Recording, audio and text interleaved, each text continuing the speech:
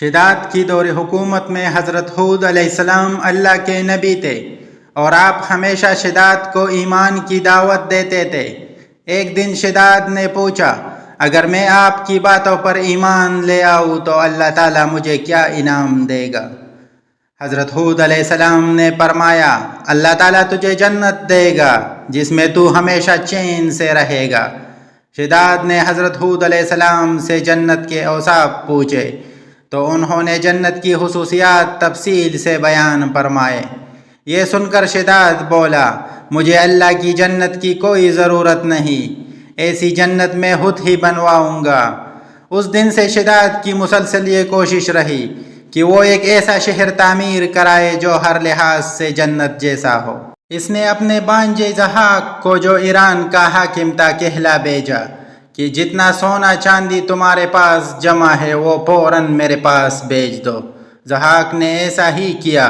شداد نے پورے ملک میں اپنے کارندے روانہ کیے جو بہت بڑی مقدار میں سونا چاندی جمع کر کے لائے۔ شداد نے جنت بنانے کے لیے ملک شام میں ایک صحت افزا مقام کا انتخاب کیا اور ماہر معماروں کے ذریعے وہاں ایک مضبوط اور مستحکم پسیل تعمیر کرائی، جس کے اندر سونے اور چاندی کا محل تعمیر کرایا اور اس کی دیواروں کو قیمتی جواہر سے سجایا۔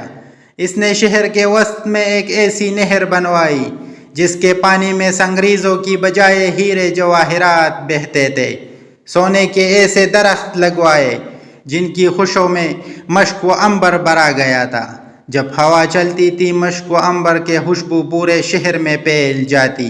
بیان کیا جاتا ہے کہ شداد نے محل کے چاروں طرف سونے کے اینٹوں سے 12,000 کمرے تعمیر کرائے اور ہر کمرے کے یاقوت اور ہیرے جواہرات سے مزین کیا گیا اور اطراف و جواب میں خوبصورت اور جوان عورتوں کو وہاں لایا گیا۔ یہ عظیم الشان جنت نما شہر 500 سال میں مکمل ہوا اور شداد کو اس کی تعمیل کی اطلاع دی گئی۔ اطلاع ملتے ہی شداد بہت بڑا لشکر لے کے اپنی جنت کی جانب روانہ ہو گیا۔ ابھی شہر سے ایک منزل فاصلے پر تھا کہ اس نے ایک ہرن دیکھا جس کے پاؤں چاندی اور سینگ سونے کے تھے۔ ہرن کو دیکھ کر وہ لالچ میں آ گیا اور اسے پکڑنے کے لیے اس کے پیچھے اپنا گھوڑا لگا دیا۔ بھاگتے بھاگتے وہ اپنے لشکر سے جدا ہو گیا۔ اس نے شداد کو پکار کر کہا، شداد، تو نے عالیشان محل تعمیر کر کے یہ سمجھ لیا ہے کہ اب تو موت کے پنجے سے بھی آزاد ہو چکا ہے۔ یہ سن کر شداد کاروان رواں کانپنے لگا اور اس نے پوچھا، تو کون ہے؟ اس نے جواب دیا، میں ملک الموت ہوں۔ شداد نے کہا، اس وقت تمہیں مجھ سے کیا کام ہے اور میری راہ میں کیوں روڑے اٹکا رہے ہو؟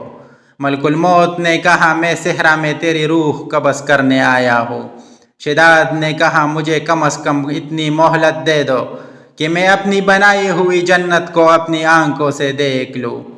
ملک الموت نے اجازت نہ دی، چنانچہ شداد گھوڑے سے گرا اور مر گیا۔ اس کے لشکر نے ایک آسمانی چنگال سنی تو پورے کا پورا لشکر آن واحد ہوتا گیا اور جنت جانے کی بجائے ملک عدم پہنچ گیا۔ ایک دفعہ اللہ تعالیٰ نے ملک الموت سے پوچھا، روح قبض کرتے ہوئے تمہیں کبھی کسی پر ترس بھی آیا ہے؟ ملک الموت نے عرض کیا، جی ہاں، 2 دفعہ مجھے بڑا ترس آیا ہے۔ پہلی دفعہ اس وقت جب سمندر میں ایک ماں اپنے شیرخوار بچے کے ہمراہ سفر کر رہی تھی۔ سمندر میں طوفان آیا، کشتی ٹکڑے ٹکڑے ہو گئی۔ وہ ماں ایک تختے پر اپنے نوزائیدہ بچے کو سینے سے لگائے سمندر میں ہچولے کھا رہی تھی۔ اس وقت مجھے آپ کا حکم ملا کہ اس عورت کی روح قبض کر لی جائے۔ چنانچہ میں نے اس وقت عورت کی روح قبض کر لی اور وہ بچہ اس تختے پر اکیلا رہ گیا۔ پھر وہ تختہ ایک جزیرے پر جا گیا اور دوسری مرتبہ مجھے شداد کی روح قبض کرتے ہوئے بڑا ترس آیا۔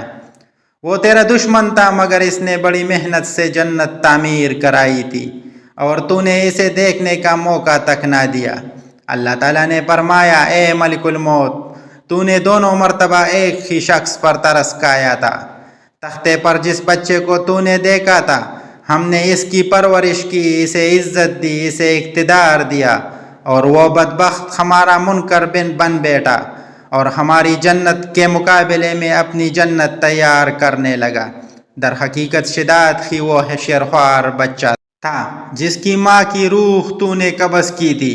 خدا کے انکار کا یہ نتیجہ تو دنیا میں ہے اور آخرت کا عذاب اس سے کہیں زیادہ ہے۔